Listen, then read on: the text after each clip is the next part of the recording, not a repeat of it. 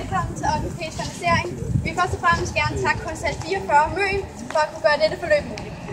Vi har over en lang periode arbejdet med forskellige former for kunst. Blandt andet piktogrammer, collager og kunst i naturen, som nogle af de værker, I kan se, der er udstillet her i dag. Vi startede hele forløbet ud med at tage ud til Askeby og besøge Kunsthal 44 Møn og se deres udstillede værker. Kunstneren Aisha Ahmed havde lavet sin egen udstilling, som hun kaldte By Nature. Samlet handlede værkerne om natur i byen, og vi lærte ikke blot at se på det ydre på værket, men også ideen bag.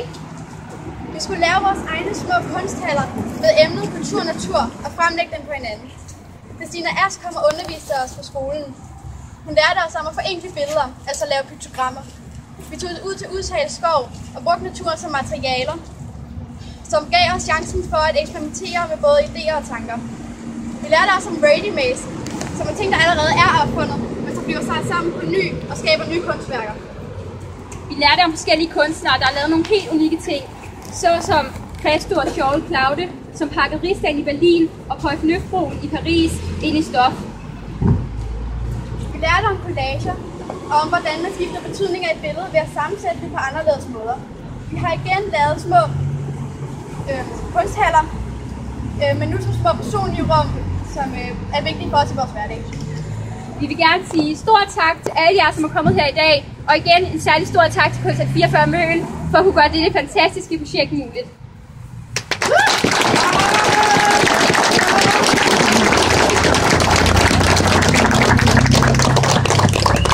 Jeg vil bare lige ganske kort også sige tak til jer alle sammen. Det har været rigtig sjovt at arbejde sammen med jer. I er en tekklopper, men I er også en gruppe unge mennesker, som har rigtig mange talenter.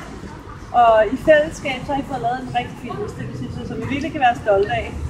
Det har været sjovt at arbejde med kunst med jer og med billedsprog, som jo er noget, vi alle sammen bruger hele tiden.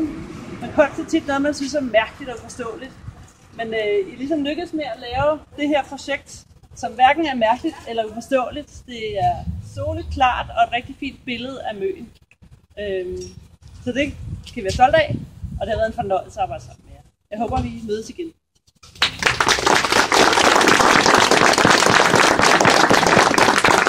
Og nu har jeg noget at sige, at der er afgang tilbage til skolen, hvor der er mad, og der er en udstilling mere faktisk. Der har også været en pyntegruppe, som har lavet en udstilling på skolen, så der er mere at se der. Så god fornøjelse.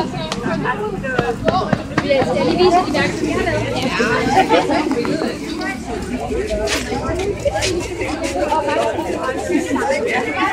Linnea?